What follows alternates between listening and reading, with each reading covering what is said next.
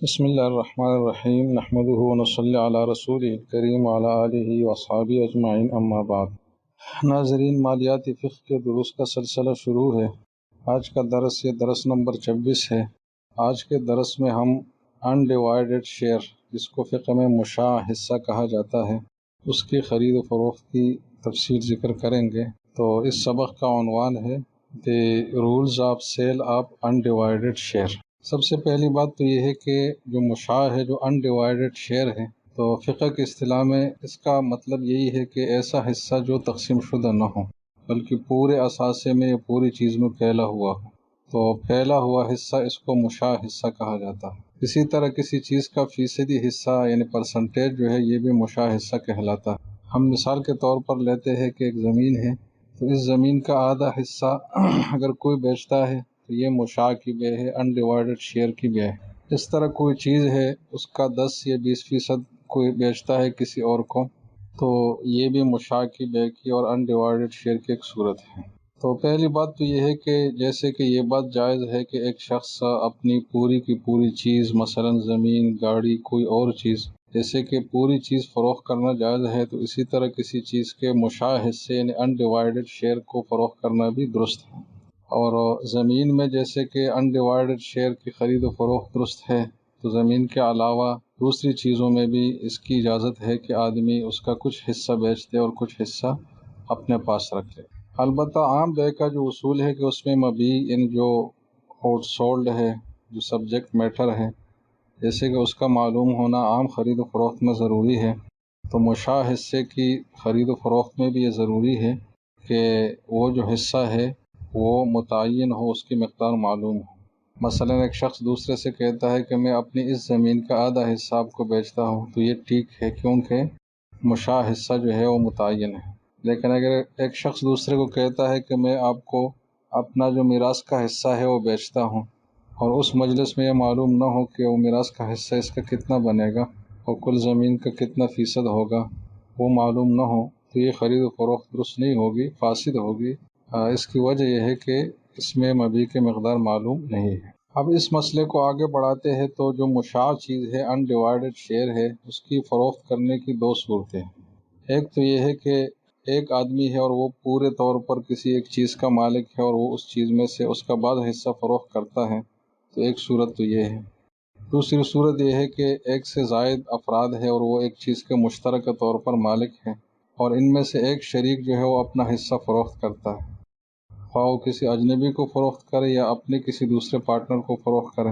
تو دوسری صورت یہ بنتی ہے۔ اب جو پہلی صورت ہے تو یہ تو جائز ہے، اس میں صرف یہ اوپر والی شرط ہے جو ہم نے ذکر کر لی کہ اس کا معلوم ہونا ضروری ہے، باقی کوئی مزید تفصیل اس میں نہیں ہے۔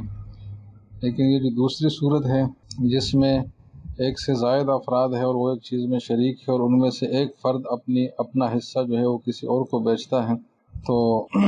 اس میں پھر کچھ صورتیں مزید بھی بنتی ہیں، تو ان کی تفصیل پیش خدمت ہے۔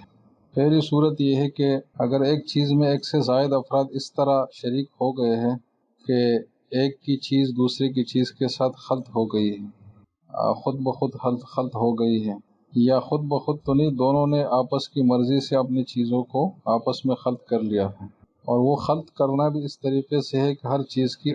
الگ جو ہے اس کو الگ کرنا یا ناممکن ہے یا بہت ہی زیادہ مشکل ہے، ناممکن کے قریب ہے۔ مثلا ایک شخص کا پیٹرول ہے تو وہ دوسرے کے پیٹرول کے ساتھ مل گیا، یا دونوں نے اپنے اختیار سے اپنا جو پیٹرول کی مقدار ہے ان کو ملا لیا۔ اس طرح گندم کو لیا جائے، گندم کو گندم میں ملا لیا یا گندم کو جو میں ملا لیا، یہ سب صورتیں اس طرح ہے جس میں الگ ہونا پھر ناممکن ہے۔ تو اس طرح کی جو صورت ہے جو خلط کے نتیجے میں وجود میں آئی ہے، تو اس میں اصول یہ ہے کہ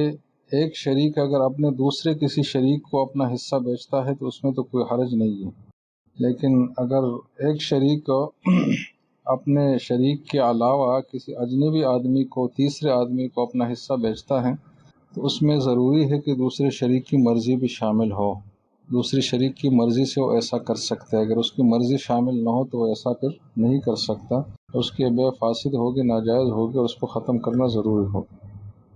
یہ جو خلط والی بات ہم نے کی، اس میں ایک اضافی بات جو اہم بات ہے وہ یہ بھی ہے کہ خلط اگر دو شخص کی دو افراد کی چیزیں وہ آپس میں خلط ہو گئی، لیکن وہ خلط اس طرح ہوا ہے کہ خود بخود بھی نہیں ہوا اور جانبین کی مرضی سے بھی نہیں ہوا، بلکہ ایک شخص نے دوسرے کی اجازت کے بغیر اس کی چیز اپنی چیز کے ساتھ خلط کر لی۔ مثلا اس نے اس کا گندم اٹھا لیا اور اپنے گندم میں ملایا، اس کا پیٹرول اٹھا کر اپنی ٹینکی میں ڈال دیا مثلا، تو یہ جو صورت ہے اس کو پھر شرکت کے اصول پہ نہیں لے جایا جائے گا، بلکہ ایسی صورت کا اصول یہ ہے کہ جو خلط کرنے والا ہے، جو ملانے والا ہے، وہ اس پوری چیز کا مالک بن جاتا ہے قانونی لحاظ سے، اور وہ اگر کوئی مالکانہ تصرف کرے گا تو وہ نافذ بھی ہو جاتا ہے، وہ ویلڈ تصرف اس کا ہوتا ہے۔ لیکن یہ غاصب ہوگا کیونکہ اس نے دوسرے کی اجازت کے بغیر اس کی چیز ملائی ہے اپنی چیز کے ساتھ، تو اس وجہ سے ضروری ہوگا کہ دوسرے شریک کو اس کے حصے کا جو ضمان ہے، کمپنسیشن ہے، وہ بھی ادا کرے۔ جب تک وہ دوسرے شریک کے حصے کا ضمان ادا نہیں کرتا تو اس کے لیے اس چیز میں تصرف کرنا جائز نہیں ہوگا، غاصب یہ شمار ہوگا۔ لیکن اگر اس نے تصرف کر لیا تو وہ تصرف نافذ ہوگا اور اس پہ قانونی اثرات جو ہے وہ مرتب ہوں گے۔ تو یہ اس میں ایک مزید نکتہ تھا۔ اب وہ مشاع حصے کی فروخت کرنے کی دوسری صورت ہم لے لیتے ہیں، اور وہ یہ ہے کہ خلط کے نتیجے میں نہ ہو بلکہ کسی اور وجہ سے دو آدمی مشاع طور پر ایک چیز کے مالک ہیں، شریک ہیں۔ مثلا دو بھائی ہیں اور ان کو میراث میں زمین مشترک ملی آدھی آدھی، تو دونوں مشاع طور پر انڈیوائیڈڈ شیئر ہولڈر کے طور پر اس میں شریک ہیں۔ یا اختیاری طور پر دو آدمی مل جائے مثلا اور وہ پیسے ملا کر ایک زمین خرید لے، گاڑی خرید لے، کوئی بھی چیز خرید لے، تو دونوں مشترک طور پر اس چیز کے مالک بن جاتے ہیں، تو یہ صورت بھی انڈیوائیڈڈ شیئر کی بنتی۔ اب اس صورت کے بیچنے میں تفصیل یہ ہے کہ اگر شرکاء میں سے جو پارٹنرز ہیں ان میں سے کوئی ایک شخص جو ہے وہ اپنا حصہ پورے لوازمات کے ساتھ کسی کو بیچتا ہے،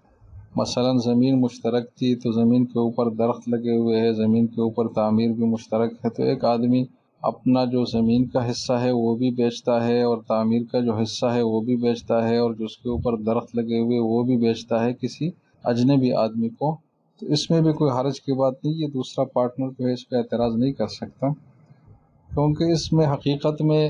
ریپلیسنگ ہو گئی کہ ایک آدمی کی جگہ دوسرا آدمی آ گیا ہے، باقی جو ملکیت کی جو حیثیت اور کیفیت تھی وہ تو وہی ہے جو پہلے تھی، اس میں کوئی تبدیلی نہیں آئی ہے، تو صرف مالک بدلنے کی تبدیلی آئی ہے، اور یہ کوئی ایسا پہلو نہیں ہے جس کو ہم ضرر کا پہلو کہہ سکیں۔ تو ایسی صورت میں دوسرے شریک کی رضامندی جو ہے اس معاملے کی تکمیل کے لیے ضروری نہیں ہے، بلکہ دوسرا شریک راضی ہو تو بھی یہ معاملہ جائز ہے اور راضی نہ ہو تو بھی جائز ہے۔ لیکن اگر ایک شخص اپنے حصے کی تمام چیزوں کی بیع نہیں کرتا بلکہ اس کے بعض چیزوں کی بیع کرتے بعض کی نہیں کرتا، مثلا دو آدمیوں میں زمین مشترک ہے اور زمین اس طرح مشترک ہے کہ دونوں نے خریدی ہے یا دونوں نے اجارے پر لی ہے یا دونوں کو کسی نے استعمال کے لیے دی ہے کہ اب دونوں اس کو اکٹھا استعمال کریں، عاریت جس کو کہا جاتا ہے، تو انہوں نے اس زمین میں مثلا فصل کاشت کی ہے، اس کے اوپر درخت لگائی ہے یا کوئی تعمیر کی ہے مثلا۔ اب ان شرکاء میں سے اگر کوئی ایک شریک جو ہے وہ اپنا زمین سمیت اپنی چیزیں نہیں بیچتا بلکہ زمین کے بغیر مثلا اپنی فصل کسی اجنبی کو بیچتا ہے یا تعمیر کا حصہ بیچتا ہے یا درختوں میں جو اس کا حصہ ہے وہ بیچتا ہے، اور یہ درخت اور فصل جو ہے یہ ایسے بھی نہیں ہے کہ اس کے کٹنے کا جو وقت ہے، جو مناسب وقت اس کا ہوتا ہے وہ آیا ہے، بلکہ ابھی کچی حالت میں ہے، تو ایسی صورت میں پھر ایک شریک جب اپنا حصہ کسی اجنبی کو بیچتا ہے زمین کے بغیر تو یہ صورت فاسد ہے، ناجائز ہے، اور اس کی وجہ یہ ہے کہ اس صورت میں دوسرے شریک کو نقصان اور ضرر کا سامنا پڑ سکتا ہے، اس لیے کہ عین ممکن ہے کہ خریدار کہے کہ میں نے جو یہ چیز خریدی ہے فصل مثلا تو مجھے کچی حالت میں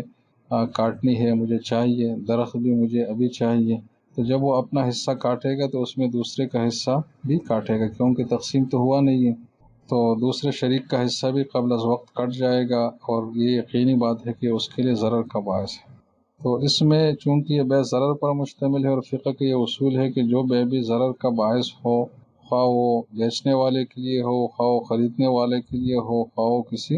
اور کے لیے ہو، تو وہ بیع فاسد ہوتی ہے۔ اب ہم نے پہلے کہا کہ اس صورت میں اگر ایک آدمی اپنی پوری چیزیں بیچتا ہے، مثلا زمین بھی، درخت بھی اور تعمیر وغیرہ وہ بھی، تو پھر اس میں تو کوئی حرج کی بات نہیں، اس لیے کہ اس میں کوئی ضرر والی بات نہیں آ سکتی، بلکہ صرف مالک جو ہے وہ بدل جاتا ہے، لیکن اگر اس کا زمین کو باقی رکھتا ہے اور درخت وغیرہ بیچتا ہے تو پھر اس میں یہ تفصیل جو ہے ضرر والی آئے گی، اور اس کا حکم یہ ہے کہ یہ بے اجنبی کو جائز نہیں ہوگی۔ اب یہ جو بات ہم نے کی ہے کہ ضرر کی وجہ سے یہ بے ناجائز ہے، تو چونکہ ضرر کی وجہ سے ناجائز ہے، تو اگر کسی وجہ سے ضرر کا جو پہلو ختم ہو جائے، مثلا جو خریدار ہے وہ یہ یقین دہانی کرا دے اور وہ سچا آدمی ہے، اس کے اوپر اعتماد بھی کیا جا سکتا ہو، اور وہ کہے کہ میں جو اپنی چیز جو میں نے مثلا فصل خریدی ہے یا درخت خریدے ہے، تو میں پکنے سے اور مناسب وقت تک پہنچنے سے پہلے یہ نہیں کاٹوں گا اور دوسرے شریک کے لیے ضرر کا باعث نہیں بنوں گا، تو وہ اگر اس طرح یقین دہانی کر لیتا ہے اور وہ اپنے اس وعدے پر قائم بھی رہے تو پھر یہ بے جائز ہو جائے گی، کیونکہ وہ جو ضرر والا پہلو تھا وہ اس میں نہیں رہے گا۔ تو ایسی صورت میں اگر اس کو ہم سمرائز کریں اور ایک جامع ضابطے کی صورت اس کو دے دیں تو آپ آسانی کے لیے 3 صورتیں بنا سکتے ہیں زمین اور اس کے متعلقات کے حوالے سے۔ ایک صورت تو یہ ہے کہ زمین بھی مشترک ہو اور اس کے اوپر جو چیزیں ہیں مثلا درخت ہے، فصل ہے، تعمیر ہے، وہ بھی مشترک ہو، تو ایک صورت تو یہ ہے۔ دوسری صورت یہ ہے کہ زمین کسی اور کی ہے اور 2 اور آدمی اس میں اجارہ کے ذریعے سے یا مزارات کے ذریعے سے یا عاریت پر لینے کے ذریعے سے شریک ہو رہے ہیں، جیسے کہ کسی اور کی زمین اجارے پر لے لی، دونوں نے مشترک مل کر اور اس پر فصل کاشت کی، تو اس میں زمین کسی اور کی ہے لیکن فصل میں دونوں شریک ہیں۔ اور تیسری صورت یہ ہے کہ زمین ان شرکاء میں سے کسی ایک کی ہو اور اوپر جو واقع شدہ چیز ہے مثلا فصل جو زمین کے اوپر واقع ہے اس میں دونوں شریک ہوں۔ تو اس میں جو پہلی اور دوسری صورت ہے جس میں زمین اور اس کے متعلقات میں دونوں شریک ہو یا زمین کسی اور کی ہو لیکن اس کے فصل وغیرہ میں دونوں شریک ہو، تو اس میں تو یہ تفصیل ہے کہ اگر خریدار کی طرف سے یقین دہانی کرا لی جائے کہ میں دوسرے شریک کی مرضی کے بغیر جو ہے اپنا حصہ وہ نہیں کاٹوں گا، اس میں تصرف نہیں کروں گا، ایسے تصرف جو دوسرے کے لیے ضرر کا باعث ہو، تو پھر اجنبی کو بیچنا درست ہوگا۔ اگر وہ اس طرح یقین دہانی نہیں کرتا یا اس پہ اعتماد نہیں کیا جا سکتا تو پھر ایک پارٹنر کا کسی اجنبی کو اپنا حصہ بیچنا یہ ناجائز ہوگا اور یہ بے فاسد ہوگی ضرر کی وجہ سے۔ اور یہ بھی جب فاسد ہوگی جب آدمی جو ہے جو شریک ہے وہ زمین سمیت اپنی چیزیں نہیں بیچتا بلکہ زمین کے بغیر اگر وہ زمین سمیت اپنی چیزیں بیچتا ہے، اپنا حصہ منتقل کرتا ہے، تو پھر یہ بھی جائز ہے، جیسے کہ پہلے تفصیل آ چکی ہے۔ اور جو تیسری صورت ہے جس میں زمین کسی ایک شریک کی ہے اور اس کے اوپر جو فصل درخت وغیرہ ہے اس میں 2 آدمی شریک ہوں، تو اس صورت میں اگر ایسا ہے کہ جو زمین کا مالک ہے وہ دوسرے شخص کا حصہ خریدتا ہے تو وہ تو ٹھیک ہے کیونکہ اس میں کوئی ضرر کا پہلو نہیں آتا، لیکن اگر زمین کا جو مالک ہے وہ اپنا حصہ دوسرے شریک کو بیچتا ہے جس کا نتیجہ یہ نکلے گا کہ ساری زمین تو اس کی ملکیت ہے لیکن جو اوپر والی چیز ہے اس میں اس کا کوئی حصہ نہیں رہے گا، چونکہ ضرر کا باعث بن سکتا ہے، اس لیے کہ یہ زمین والا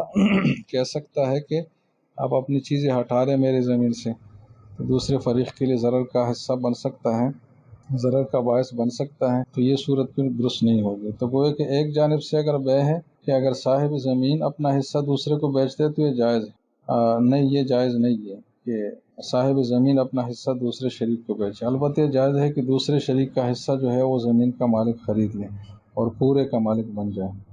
اب ان صورتوں پہ اگر بالکل آخر میں ہم ایک ہی نقطے میں جمع کریں تو سب صورتوں میں اصل جو علت ہے، جو کاز ہے، جو وجہ ہے، وہ یہ ہے کہ چونکہ خریداری کے بعد خریدار کو حق حاصل ہوتا ہے کہ وہ اپنی چیز ہٹائے اور بیچنے والے کو بھی حق حاصل ہوتا ہے کہ خریدار کو اپنی چیز ہٹانے کا حکم دیں، تو جب بھی کوئی ایسی صورت بن رہی ہو جس میں ایک چیز کے ہٹانے سے خریدار یا دوسرے شریک یا بیچنے والے کا کوئی اضافی نقصان ہو سکتا ہو، جیسے کہ کچی حالت میں فصل کٹوانے سے نقصان ہو سکتا ہے، تو بے کی وہ صورت درست نہیں ہوگی، وہ فاسد ہوگی۔ اور جہاں کوئی ضرر والی ایسی بات نہ ہو، مثلا زمین سمیت اپنی چیزیں بیچتا ہے یا خریدار یقین دہانی کرتا ہے اور اس پہ اعتماد بھی کیا جا سکتا ہے، تو پھر ایسی صورتیں جو ہے جائز ہوں گی اور وہاں بے جائز ہوگی۔ تو یہ انڈیوائیڈڈ شیئر مشاع حصے کی خرید و فروخت سے متعلق ضروری فقہی تفصیل تھی۔ اب اگلے درس میں ہم اگلے موضوع پر جائیں گے انشاءاللہ تعالی۔ السلام علیکم ورحمۃ اللہ وبرکاتہ۔